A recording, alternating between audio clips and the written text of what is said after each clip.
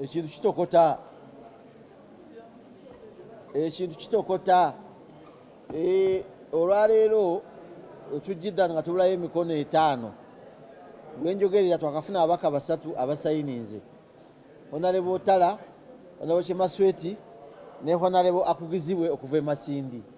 Kati tubulayo emikono 2 naye njagala mbabuulire tujja kufuna emikono gisukka mu 17 because pressure eri side eri mu balonzi n'embeera bweri wano. Olwaleero tunulira embeera eri wano, tunulira embeera eri wano.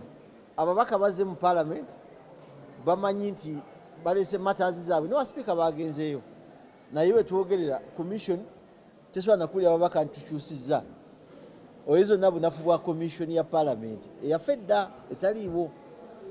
Kakati tubulayo 2 fe twabagamba enemeeza terina time bar, terina bbanga lya gerenti oba tosayinize mbudde buno kubanga eno essential si yaba minister motion yaba commissioner abatufuga. N'olwekyo waliwo abajja okusayininga ekintu kiwomanga sukaali kati kubanga ensonga eyo kya eggulo mwalabye ekyadde mu Uganda amagye gonna gajjudde ate teri muntu atuswazizza wano nga prime minister wa Uganda. Buli kyolaba ekifuddeawo kyonna akirinamu omukono kubanga yatukulembera wano leader of government business ne bakomishona abo abegabira ettooke.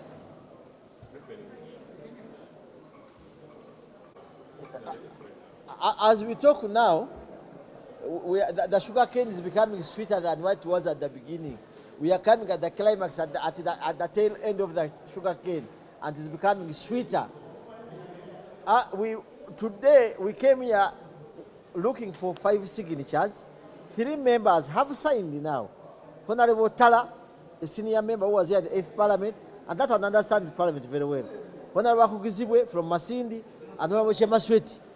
So we are only remaining with the 2 signatures, but I can attest we shall get more than 176 signatures.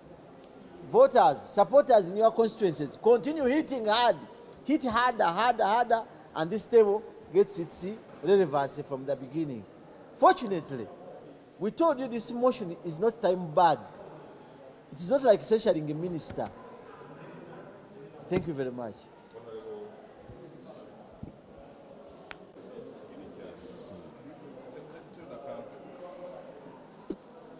You know, exactly, yes. You know, many members of parliament, especially our brothers from the NRM side, they were waiting for the so-called appointment. Many of them thought they would be appointed chairpersons of the committee. Many of them thought they would maintain their positions. I'm telling you from yesterday on, when the lists were read, many of them, they are promising that they are coming to sign. You know, in this world, you need to be true to yourself.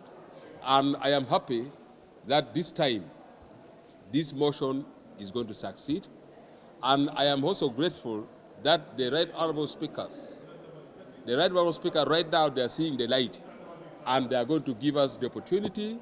The motion shall be presented on the floor of Parliament, and the discussion about corruption shall ensue on the floor of Parliament.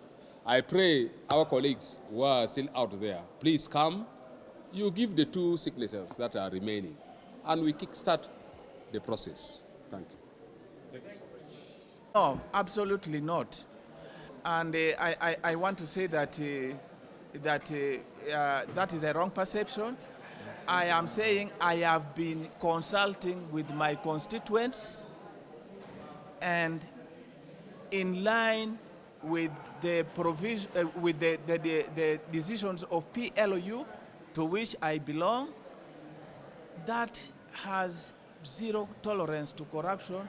I felt that since my people are saying the matter needs to be discussed, and the PLU to which I belong is also saying we want this issue to be discussed, I felt it was the right time for me to make a decision and sign this petition so that the matter can come to the floor of Parliament for discussion.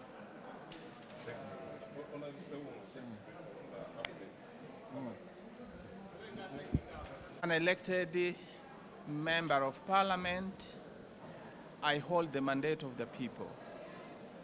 And it is good if you are an elected leader to listen to your people.